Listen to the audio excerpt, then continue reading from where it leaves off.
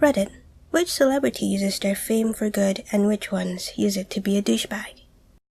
Answer from user blib blub bliblababa blibableto.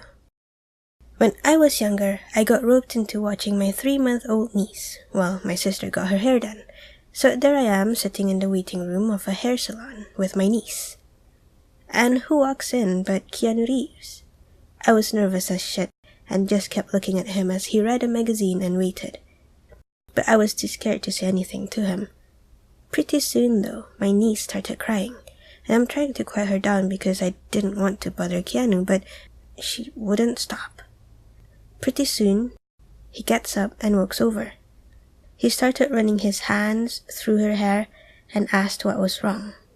I replied that she was probably hungry or something. So Keanu Reeves put down his magazine, picked up my niece, and lifted his shirt. He breastfed her right there in the middle of a hair salon. Chill guy.